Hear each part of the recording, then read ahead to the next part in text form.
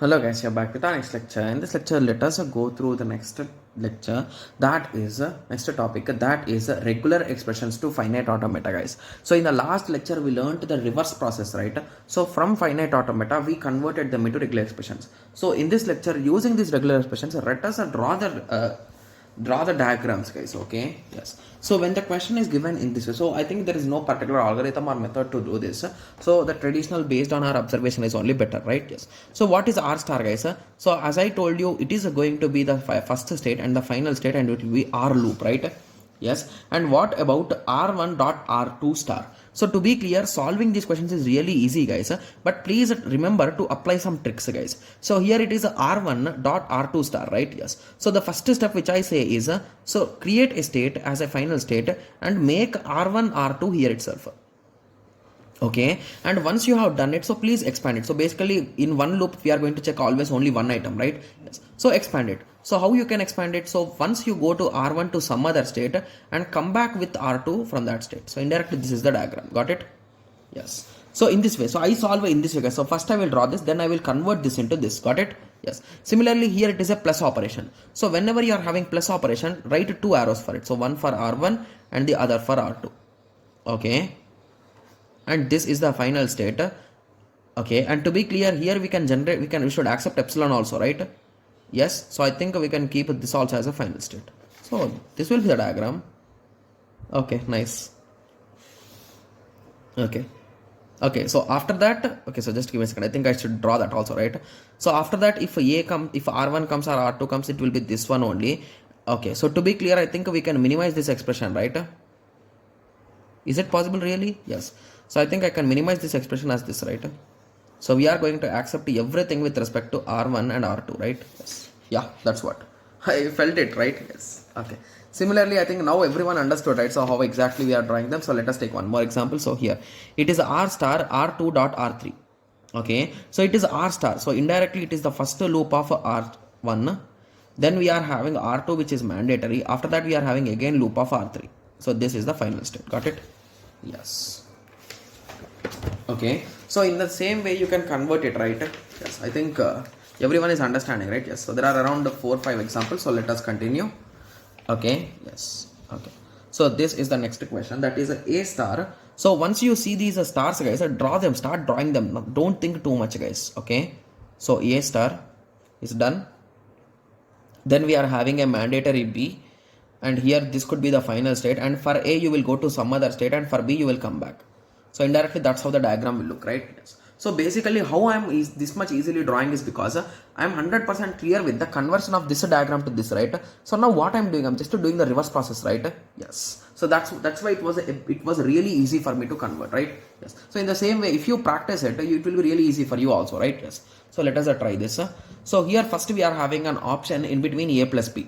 So if we are having an option in between A plus B means, so it is one option is A, this will be the option, and the other option is first I will go to B, and from B I will return back to A. So I think here instead of writing in this way, I think I can make a self loop here for A, right? Yes. So once this part is done, so then one A is mandatory, after that B star, so B. So it will look in that way. Okay, so the diagram, okay, so here. Got it?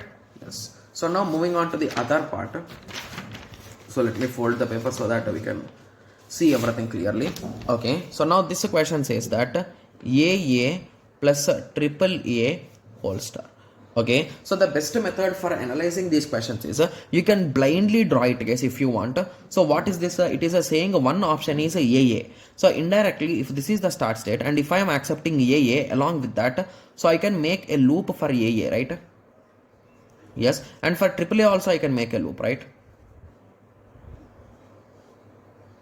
Yes, so this works for AAA, this works for 2As. So indirectly this is the correct answer, right? Yes. But if you analyze this statement correctly, so from here we can generate 2, we can generate 3, we can generate this executing twice, you can generate 4, this executing once, this executing once, you can generate 5. So if you observe in that way, you can generate every number from here, guys. So I think this diagram can also be drawn in this way, right? Yes. So it is going to accept a 0 also. It is not going to accept only 1. So that is the only one which is not going to be accepted.